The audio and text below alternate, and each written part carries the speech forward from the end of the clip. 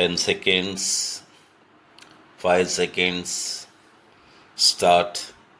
There is no question of imposing the language of the North on the South.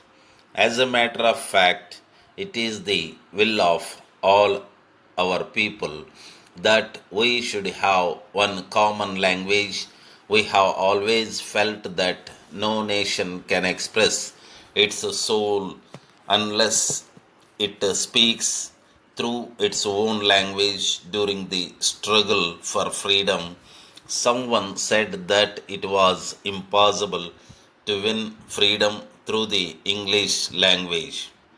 I believe it is equally necessary for us to realize that it is not possible for us to maintain our freedom through another language.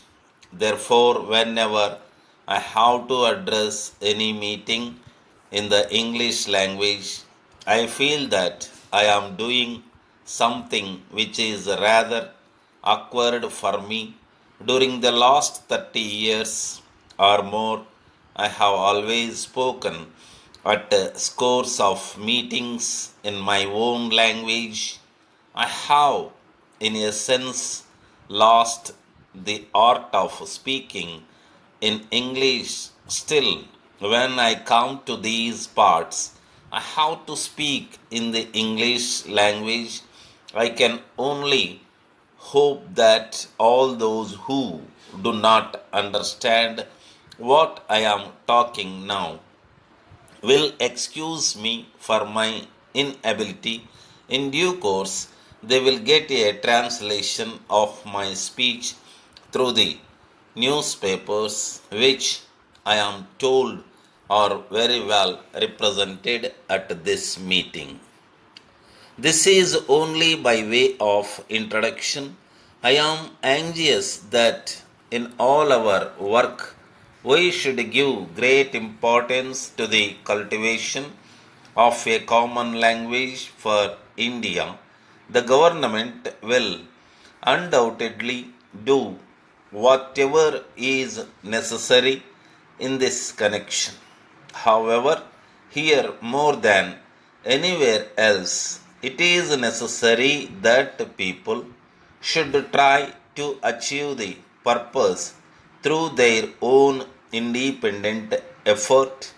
It has been my privilege to be associated with the work of the Hindi Prachara Sabha in the South for a very long time, and it has given me immense pleasure to attend meetings for distribution of prizes and certificates. Apart from that, what has amazed me and pleased me equally is that I have seen and given prizes to three generations at one and at the same time: father, son, and grandson. The younger the age, the greater how I found the proficiency.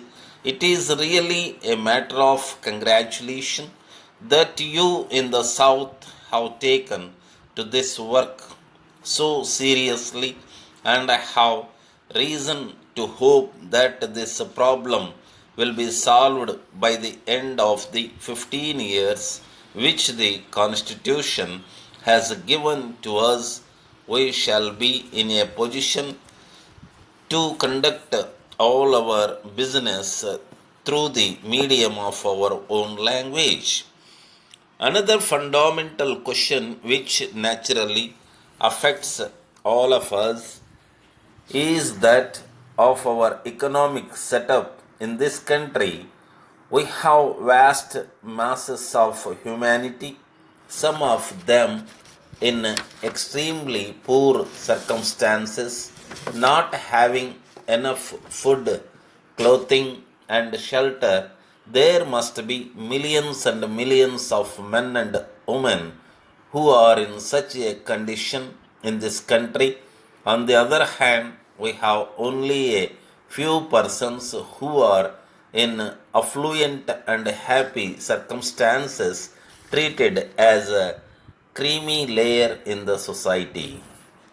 My dear Gopal, thank you for your letter.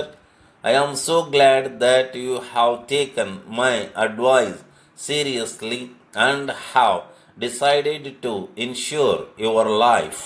You ask me as to how you can set about it, and I am glad to given you what information I possesses. First of all, you must be careful to choose a sound and reliable insurance company.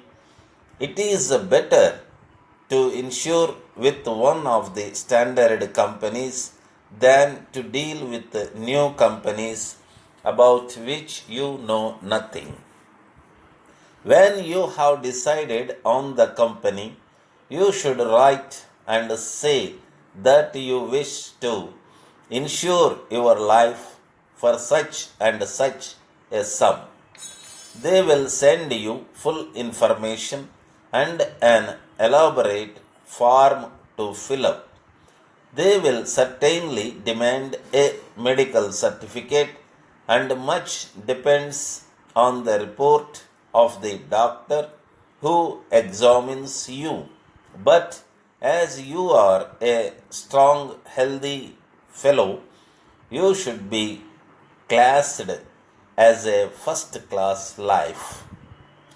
Once the formalities are completed, you will be informed about the acceptance of your policy. Then you will have to pay in your first premium, and as soon as you have done that, your life is insured. Thanking you, yours faithfully.